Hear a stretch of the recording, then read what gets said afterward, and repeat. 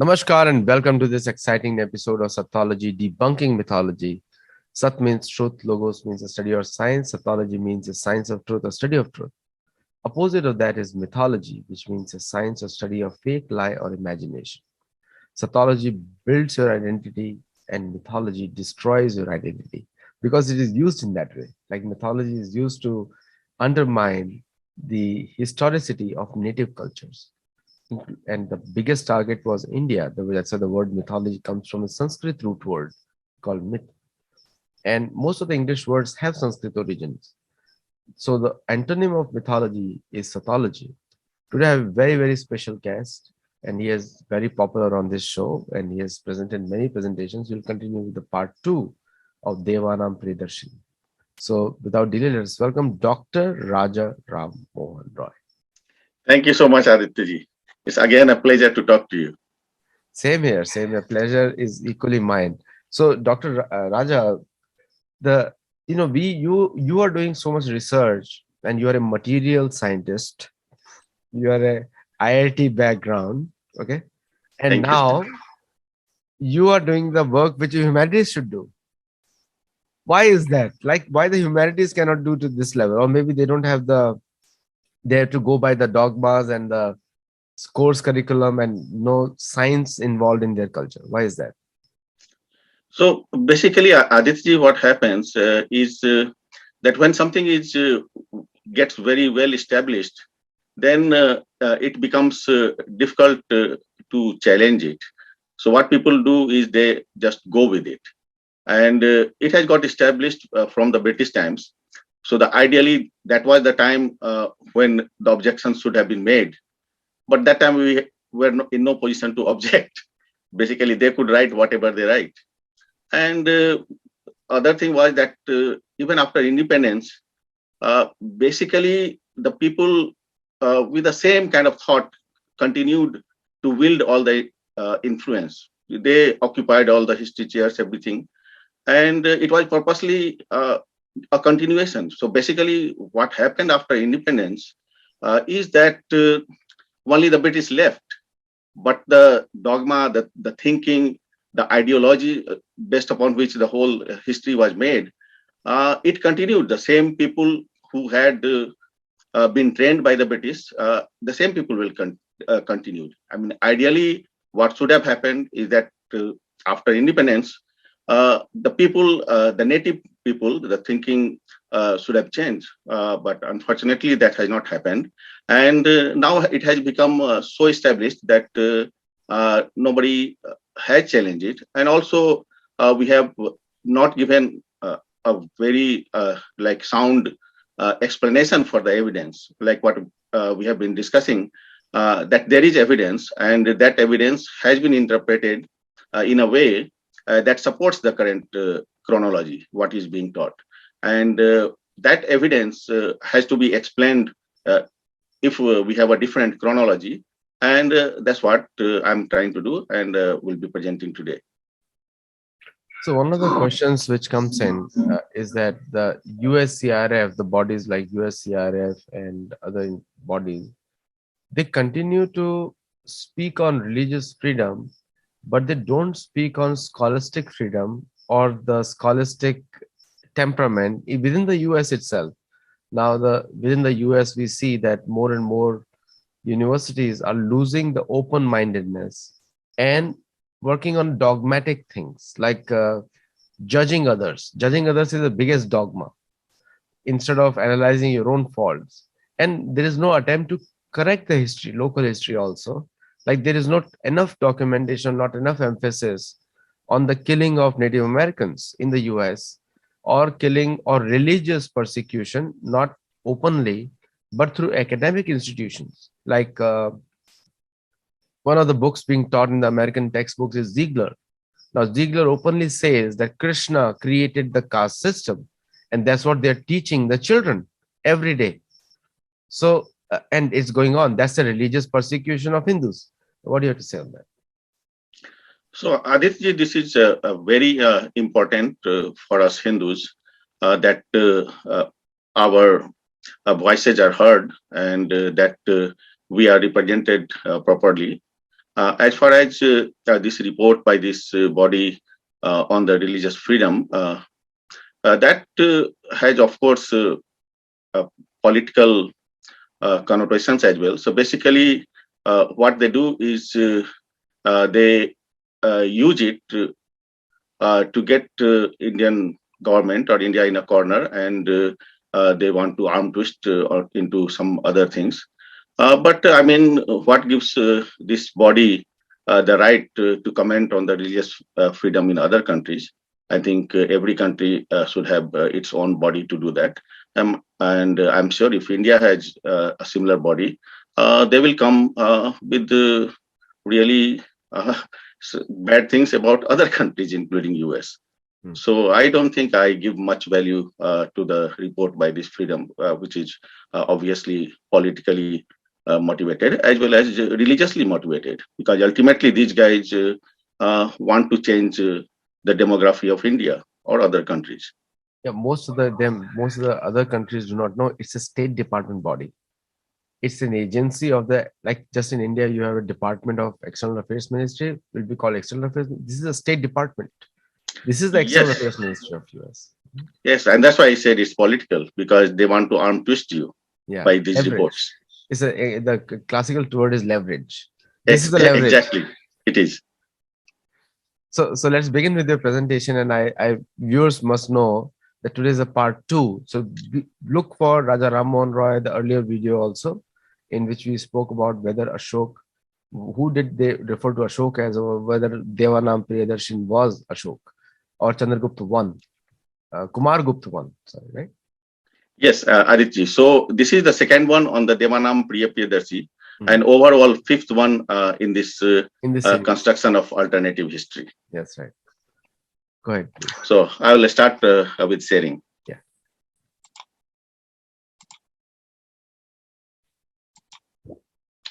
So can you see it now, Yes, Aditya? very clearly, very clearly.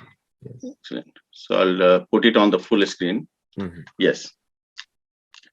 So today's talk is on the identification of Devanampriya Priyadarshi of major rock edicts. And the background is that I've given 4 talks prior to this, and in which we have discussed how the ancient Indian history has been constructed. And it has been constructed by going backward and forward from the 2 seat anchors of Indian history. And these seat anchors synchronize Indian history with the Greek history. And we have discussed before in part 3 about the identification of Sandrocotus of the Greek accounts with Chandragupta Maurya. And I presented evidence from many sources, and we saw that there is nothing clinching about this identification, because the Sandrocotus could be Chandragupta I as well, because he is also Chandragupta. So Chandragupta Maurya itself it cannot be, there is no fixed way, or I mean say clinching evidence for this identification of Sandrocotus with Chandragupta Maurya. And then that brings us to the second one, the second seat anchor, and which is the identification of Devanampriya Priyadarshi of major rock edicts with Ashoka Maurya. Now we discussed last time overall part 4 and the part 1 on this Devanampriya Priyadarshi, that the Kalinga War was the most important event in the life of Devanampriya Priyadarshi. And we went through his edicts, and we know that the Kalinga War is the most important event. But this event is not at all mentioned in all the literature about Ashoka Maurya. So this rules out Ashoka Maurya being the Devanampriya Priyadarshi of major rock edicts. Of course, I gave a lot of other evidence also that showed that Ashoka Maurya could not be Devanampriya Priyadarshi of major rock edicts. And that's what we have to be I have to emphasize, that Devanampriya Priyadarshi is a general title. So it is like Maharaja Dhiraj. Just because somebody is called Maharaja Dhiraj, Devanampriya Priyadarshi Ashok, does not mean that all the Devanampriya Priyadarshi were Ashok. So here now we go to the actual identification of Devanampriya Priyadarshi of the major rock edicts. And we have to emphasize that the major rock edicts is the Devanampriya Priyadarshi of the major rock edicts, because those are the edicts that talk about the 5 Greek kings, and that is used to fix the Indian history. So if Devanampriya Priyadarshi of the major rock edicts was not Ashok Mauj, then who was the Devanampriya Priyadarshi? And obviously, it has to be someone, because we have got his edicts all over what will be called the Greater India of the ancient India. And here in this map, you see the location of the edicts of Devanampriya Priyadarshi. And you can see from Kandahar, so you got Afghanistan to North India, then you even go deep into the South India, you go towards the Bengal. And so you have got a huge area over which these edicts are found. And so it will mean that this Devanampriya Priyadarshi ruled over this vast area. So based upon this, we can see that we are not looking for some small ruler, some petty ruler. We are really looking for somebody, a great ruler, we obviously well known to the historians, but he's not known as the Devanampriya Priyadarshi. So basically, once I had my doubt about the Devanampriya Priyadarshi being Ashok Mauj, then I started searching for the real Devanampriya Priyadarshi of the major rock edicts. And I was looking through the history books to find out if there is another emperor who will fit these descriptions better. And then when I was reading the books on the ancient Indian history, I found books by a very well-known historian, Sri Ram Goyal. And he has written many books on Indian history. Many of them are in the Hindi also. And I was reading this book called Gupta Samrajya Ka Itihas. This talks about the history of the Imperial Gupta Empire. And I was reading this book, and then I found a clue to the correct identity of Devanampriya Priyadarshi. So what happens is that in one of these chapters, Sri Ram Goyalji, he describes 14 types of coins that were issued by Kumar Gupta I. And in one of the coins, he is called Apratig, meaning one who is not to be vanquished. And this has got a very interesting image, and it is of 3 people on this coin, on one side of it. And so there is an emperor in the middle who is named Kumar Gupta, and there is a woman on the right side, and there is a man on the left side.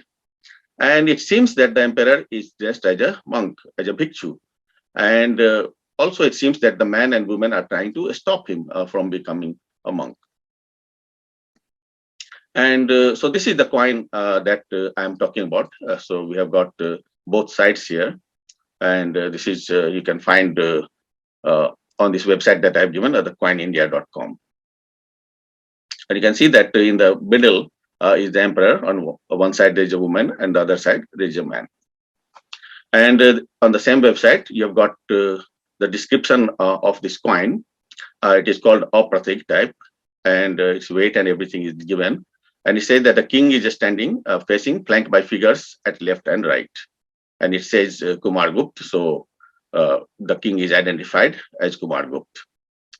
And on the other side is the image of goddess Lakshmi on a lotus. And this is the description about this coin on the same website.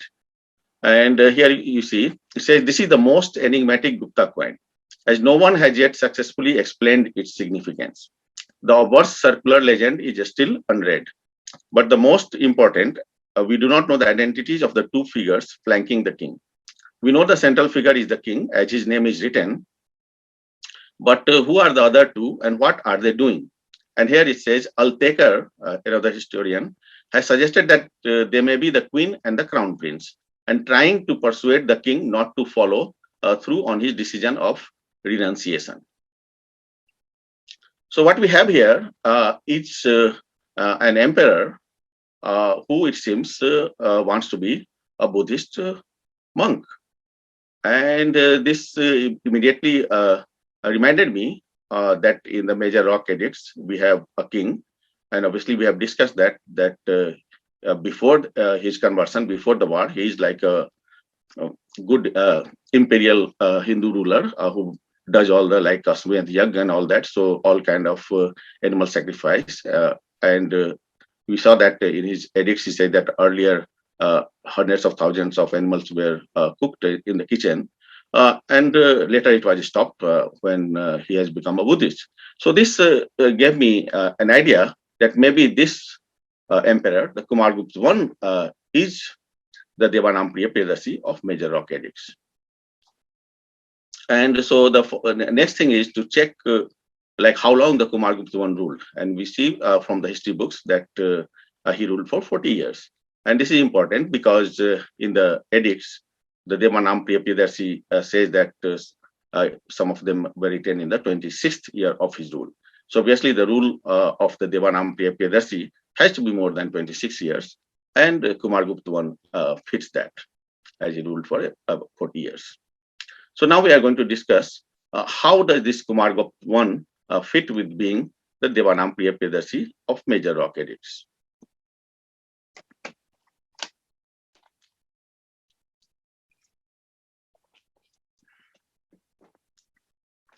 So now we are going to go like point wise. So the first point is the Kalinga War.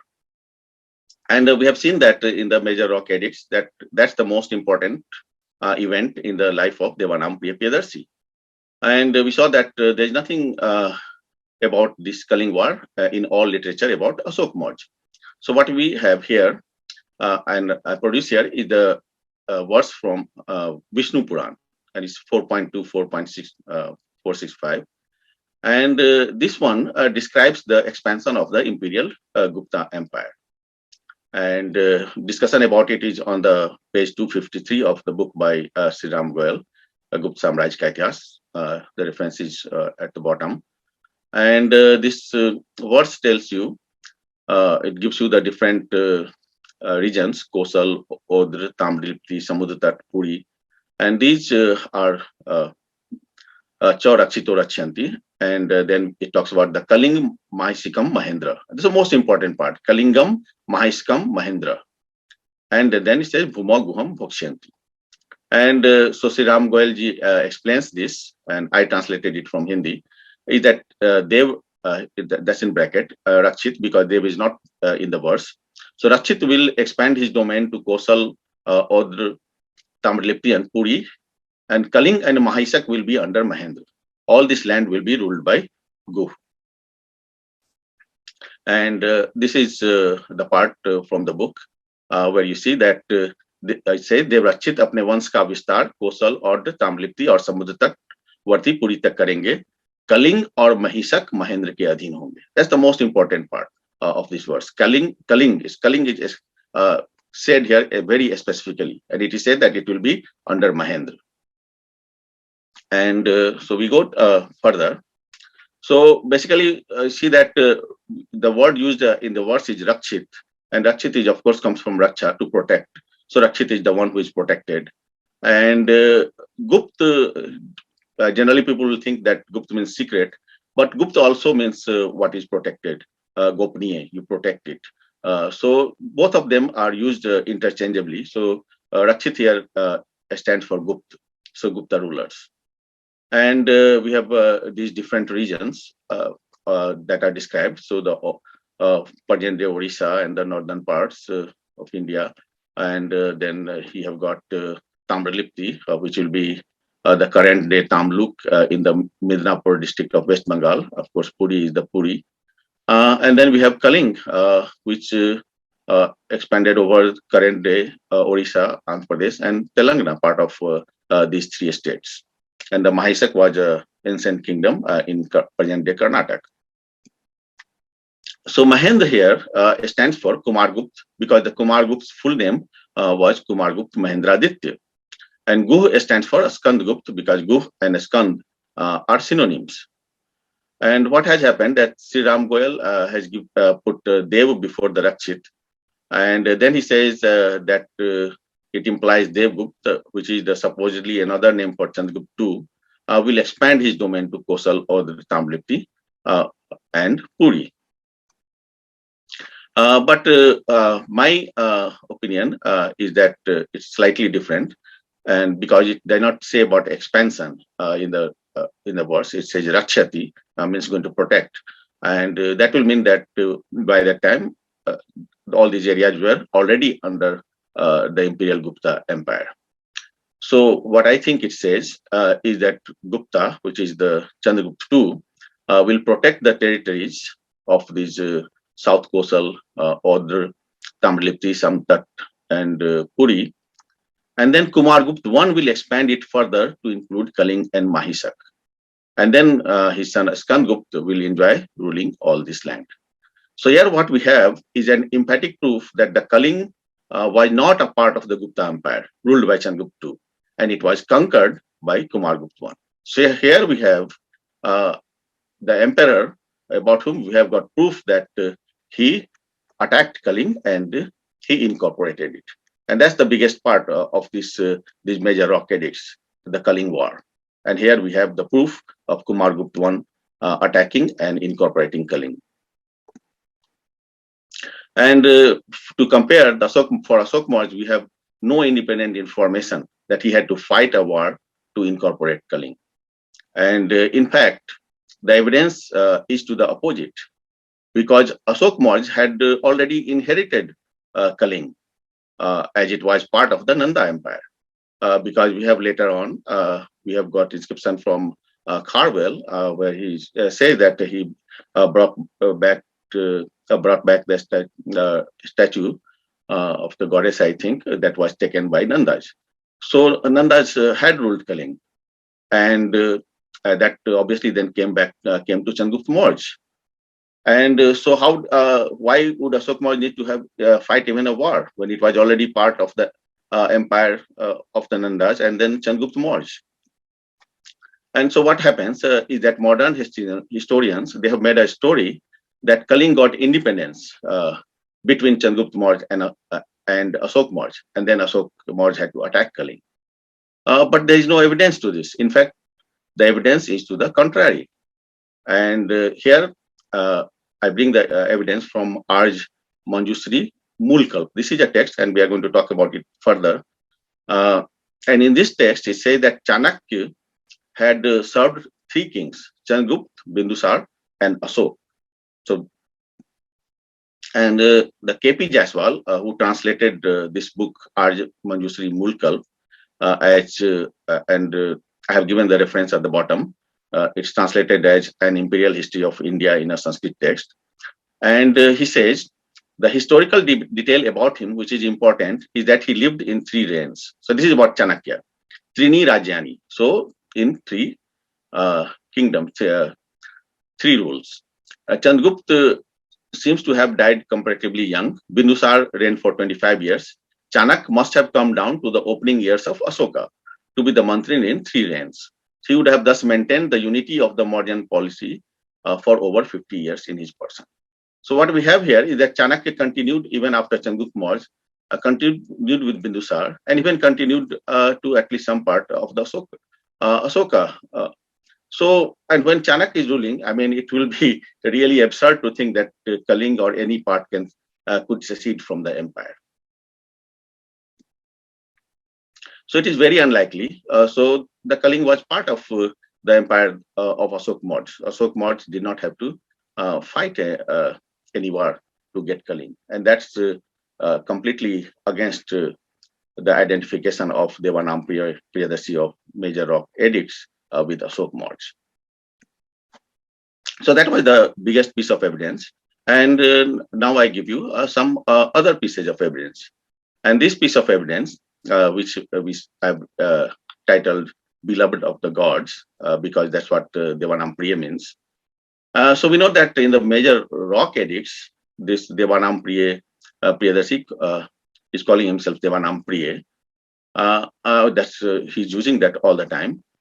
And but we have got this inscription by a Skandgupta, son of Kumar Gupta I. In the Junagadh rock inscription, the line 4, it says, Pitari Sur Sakitvam Praptvati Atma Satya. And this A line has been interpreted differently by historians, and I'm going to interpret it differently. So here is the meaning of each word. So of course, Pitari means father, Sur means God, Sakitvam means friendship, Praptvati, of course, Prapt karna, obtain, Atma self, and Saktya from Sakti, from power. So what this means? So the sentence means that the father obtained the friendship of the gods by his own power. That's what Skandgupta is saying about his father, Kumar Gupta I. Now, historians have taken it to mean that Kumar Gupta I had passed away when this inscription was recorded, because it is customary in India to say that a person has become dear to God when he or she has passed away. But we need to ask, how could Kumar Gupta I do it with his own power? Because it says Atma Saktya. So how does he do that? Did he commit suicide to meet the gods? And we don't have any record of that. And if he did commit suicide, his son Skandgupta is not going to be proudly announcing it. I mean, this will be hidden. So this is, if somebody commits suicide, nothing to be proud of, and it won't be there in the inscription. So what this means, that Kumar Gupta I had obtained the friendship of the gods by his own power while he was still alive. And at least that is what his son Skandgupta was made to believe. So suppose someone's father is calling himself Devanampriya in all these edicts, then obviously this is what is going to be reflected in the inscription by his son. So if he was saying Kumar Gupta I was the Devanampriya Priyadarshi, then you have got a perfectly understandable explanation of this inscription. And so what Skandgupta is doing, he just paraphrasing the word Devanam Priya, which means beloved of the gods, to friend of the gods. Sur Sakhitam, it's got the friendship of the gods. So here we have got another corroboration for Devanam Priya Priyadarshi being Kumar Gupta I. Now we come to the third point, and I have titled it Man of Many Names. So suppose somebody calls himself Devanam Priya, calls himself Priyadarshi, and he has got his own name besides it, then you have got a person who will be known as a man with many names. And we have evidence of that, that Kumar Gupta I was known as a man with many names. And it is described in the Arj Manjusri Mulkal. We just referred to it. And it is a Sanskrit text written in around 800 CE, but it's written by a Buddhist. And it was translated into English by a noted historian K.P. Jaiswal. And this text, Arj Manjusri Mulkal, this gives the following information that I have produced here. It's on page 33 of the book. And it says, listen about the medieval and the Madhya Desh kings who will be in a long period emperors and who will be confident and will be followers of via media. So Madhya Dharmina. And it says, first one, Samudra the king. Second is Vikram. Third is Mahendra. And fourth is S initialed, which will be a Skand after Ma, that is Mahendra. And this is the most important part, the last line. His name will be Devraj. He will have several names. Vividhak. So basically you have got Vivid, that means many. And Vividhak means one who has got many names, who is known with many names. And he will be the best, wise and religious king in that low age. So now we have got the identifications here. Samudra is Samudragupta. And then the second king, Chandragupta, he is called by the first part of his title, Vikramaditya. He's called Vikram. And the third king, Kumar Gupta I, his title was Mahendrajitya. So, and he's called Mahendra. And then we have got the fourth king, and only initial is given S. So obviously it stands for Skandgupta. And then the description talks about the Devraj above. And he says his name will be Devraj. He will have several names. He will be the best, wise, and religious king in that low age. Now, what has happened is that Jaiswal has identified a Skandgupta with this Devraj. And he says that after Ma, the succession of S, that is Skand, is specifically noted. And he says that he bore the name of his grandfather, Devraj, and had a variety of names. And the most important thing about this king is the highest praise reserved for him, the best, Sresht, Buddhiman, Dharmvatsal, justice loving, in that low age, Yugadhame. So now what I'm contending is that these descriptions are not of Skandgupta, but of his father, Kumar Gupta I. Because the verse ends at, it's a S initial after Ma.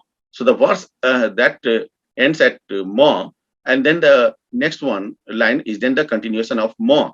That's Mahendra, not of Skandgupta. And it's also clear from the description because he's being called Devraj, which is the king of the gods, or Indra. And basically, Jaswal says that Skandgupta bore the name of his grandfather Devraj, but he has not given any evidence, and I have not seen any evidence of that. And if you look at the Devraj, that clearly means Indra. And of course, Kumar Gupta I is called Mahendra in the same description, those lines. And Mahendra, of course, is simply Maha Indra, that is the greater Indra or Indra himself. So, so that's him being Devraj. So what is being described is that Kumar Gupta I has been called Devraj, and he had many names. So this is important that the text is saying that Kumar Gupta had many names, and that is then in support of this Kumar Gupta being Devanampriya Priyadarshi. And of course, the other piece of evidence from the Arjmanjusri Mulkalp itself is that this is a very sectarian book. And if you read that book, you will see that even very cursory reading, that good things only happen to Buddhists, according to the belief of this author. And anybody who is not a Buddhist, he cannot be a good person, and he will not have a good afterlife. He is condemned, and that's what the author does to Chanakya. And if you see that on the pages 16, 17, I mean, it goes into many pages how Chanakya has been described as kind of rotting in hell. He says that Chanakya has come in for a lot of abuse and deliverance into hell. In his Arthsats, he has penalized embracing monkey's life without providing for one's family. He makes up this, he was hard on Buddhist otherwise. And then he says, that's the line, the Buddhist history must have its revenge by assigning such a statesman at least to a long career in hell on paper. So basically, he's not, the author of this book is not going to say good things about someone who is not a Buddhist. But we don't have any evidence of Skandgupta being a Buddhist. But of course, for Kumar Gupta I, we have seen that in the coins, we have got indication. And of course, we know that he has done something really good for the Buddhist because he established the Nalanda University, which was a renowned Buddhist university. So obviously then there will be good reason for the author of this book, Arjmanjusri Mulkalp, to say nice things about Kumar Gupta I. And then that will mean that they consider him to have many names. And the final piece of evidence I will show here is this Samudragupta pillar.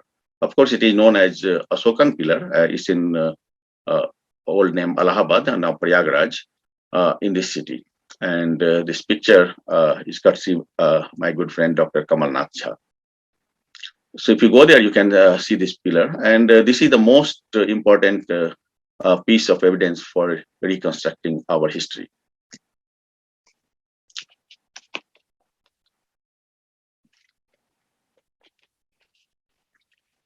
What we have is that there are many inscriptions on this pillar, currently known as Ashokan pillar. Most importantly, it has got inscriptions by Samudragupta and also inscriptions by Devanampriya Priyadarshi. Now, what happens is that historians think that Devanampriya Priyadarshi was Ashok Marj, so he was before Samudragupta, so they call the pillar as Ashokan pillar.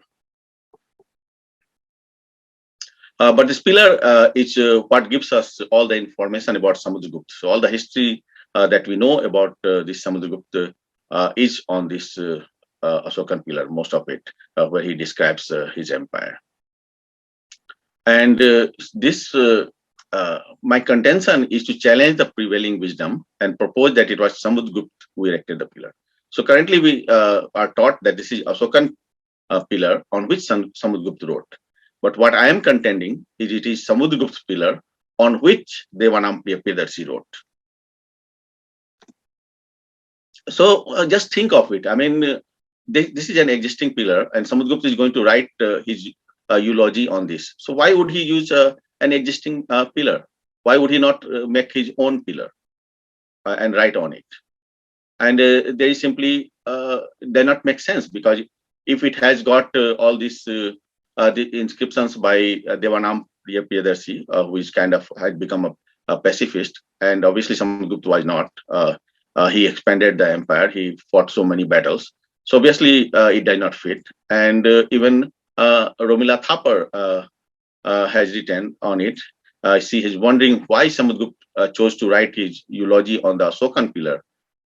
Say that extolling military conquest was contradictory to Ashoka's opposition to violence. And if Samudragupta wanted to denigrate Ashoka, it would have been more effective on a separate and equally imposing pillar. So this is kind of totally inconceivable for such a great monarch, such a great emperor, ruled over such a vast area, not to have his own pillar, write it on somebody else's pillar. And especially you go through his writings and what he says. He was so generous as to gift hundreds of thousands of cows. That's in the line 25. And in line 26, he called himself Kuber, the god of wealth. And further in the same line, he says his officials were busy returning the wealth of defeated kings every day. Such an emperor with so much resources, why would he write his inscription on an existing pillar?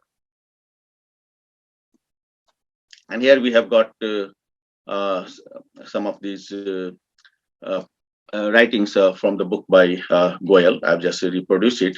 And you see here, this is the line 24 and 25.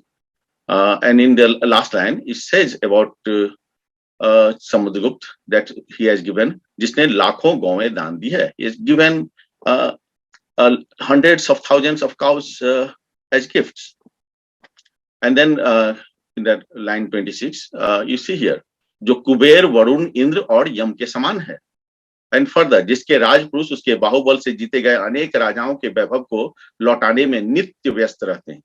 So just returning the money or the whatever is received from the kings that have been conquered. And he is like comparing himself with Kuber, the god of wealth. So why would he describe this? It's not only that this pillar, he has got his eulogy written, but he also describes it as a symbol of his glory. In the lines 29-30 of the inscription, he says with pride that this pillar is looking towards the heaven as the declaration of his glory. And here it's from the book by Sriram Goyal.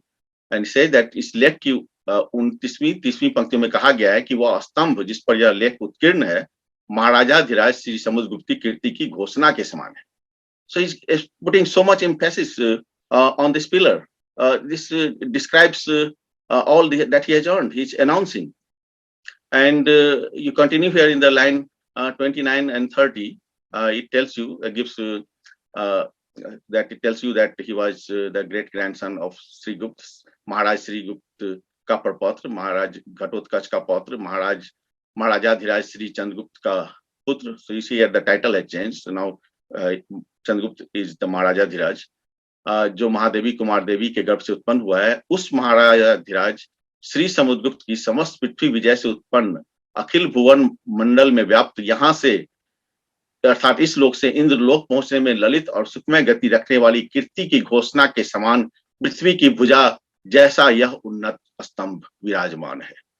Talking about this स्तंभ, his स्तंभ is his pillar. So what you have? So we have no, I mean, it's odd that Samudragupta will write his inscription on an existing pillar.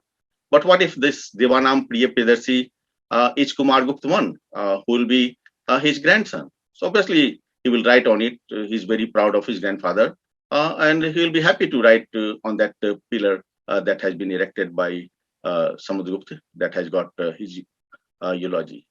So this is a very major piece of evidence, in my opinion, Because if you realize that whoever was this Devanampriya Priyadarshi, he wrote his inscriptions on an existing pillar erected by Samudragupta. So that makes him posterior to Samudragupta, whoever that Devanampriya Priyadarshi was. And that will rule out Ashoka March being the Devanampriya Priyadarshi. So it has got far-reaching implications. And this single piece of evidence, the whole edifice of modern Indian chronology falls like a pack of cards. So conclude, the ancient Indian chronology is based on the identification of Devanampriya Priyadarshi of major rock edicts with Ashoka March. There is no clinching evidence in favor of this identification. So for the first time, the identification of Devanampriya Priyadarshi of major rock edicts with Kumar Gupta I has been presented by me. And this identification has been corroborated by radically different interpretations of existing texts and inscriptions. So now we will be have been talking about the five Greek kings that have been mentioned by Devanampriya Priyadarshi, and they have been identified by the modern historians. So if Kumar Gupta I was the Devanampriya Priyadarshi, then who were these five different these Greek kings who are mentioned in the major rock edicts? So in the next talk, I will discuss the identification of these five Greek kings. Thank you so much for listening to me. And I would like to thank Aditya for giving me this opportunity. I would like to thank Dr. Mahendra Thakur for arranging this talk, and my thanks to Sattology team. Thank you so much, Aditya. Thank you. This is my contact, and I'll be happy to hear from you. So very interesting, and you also give the proof of all these pillars and show the pictures and inscriptions also. So one question comes to the mind that, as a Indic researchers or Vedic researchers or native researchers, we come up with all those proofs. Okay, it has no relevance in the Western academic circle because there is a scholarly consensus, and the Europeanism has destroyed the American institutions, because Europe was built on lies, and we all know their entire history, including Vatican, is all biblical mythology. So, but when we talk about American academic institutions, so what in your view has stopped them or hindered them to have an open mind? What do you think? So a very nice question, Aditya. And see that the times change, and with the times, the people change. So of course, what we had all these things from the British times, then of course the Americans. Things had a lot of bias, but the times have changed, and now at least. I mean, India probably has more bias than the outside ones, but I think there are lots of people, including historians, who have the open mind. And I believe if we present the evidence properly in a way that is backed by the evidence, they will be willing to listen. So I think that tides will change, the things will change. If there is good evidence, then there will be people who will listen, who will give it a consideration. The amount of bias, I think, in the West is changing quite a bit. I think in India probably is much more. Agreed, because in India you have people pretending. So an actor will always have more biases than the realistic. But when we talk about the game of evidence, when they ask us, show us the evidence, and we give evidence because most of these stories, our history is so old and the evidences have been removed purposely. Now there is no way we can show evidence. No, we need to start another way, that this is the evidence we are presenting. You come up with your evidence, what you have. Unless we do that, it is not going to solve anything, because these guys are not going to work on evidences. They're going to only hire people who speak their views. They're going to educate only in their way. Like most of the Hindu studies department are led by the Christian pastors. Yes. Harvard Hindu Studies Department is a classical example. The Francis Clooney is a serving Christian pastor, and he's the head of the Hindu Studies in Harvard. So those of you who are trying to go to Harvard for Hindu Studies, when you are totally being cheated, ask your money back. And then So the point is, they will not let evidences fly, and it will take you years or probably lifetimes. Maybe this presentation will become more valid after 100 years, Absolutely. not today. But Yes. you and I are going to die the ignominious death of presenting the facts, but have no takers for it. How do you think you can change it? You're fighting against a wall right now, and that to a stone wall which is 20 feet deep under the ground. Yes, Aditi, you are right. But what we have to do is do our own karma, and that's what you are the expert on Gita. And we can karmanya vadikaraste ma phalesu kadachana. So we cannot determine the outcome. We can only do what is our karma, what is our effort, and let's keep doing. And even a big mountain can fall chip by chip. It's a good point to make. So if any of the Western scholars are listening, and you can understand that biblical mythology is on a pack of cards, is going to go away. And in the end, it's only going to stand the Vedic evidences. And now, what more we can say? Because the Europeans tried to destroy everything to prove their superiority in India, including like taking up Damascus steel from India, which is called Utkrishta Dhatu. Utkrishta Dhatu, from Mahabharata, is called Damascus. And Syria had definitely Sanskrit-speaking people. Even 500 BC, Sanskrit was a common language in Syria. In Mahabharata, it is referred to as Madradesh, and also the west of Valkyria. Balik was the area which is referred to as. Anyway, thank you so much, Dr. Raja Ram Mohan Roy. Pleasure to always have you. And for all the viewers who are watching, do comment and let us know your feedback. Namaste. Thank you so much, Aditi. It was a pleasure talking to you.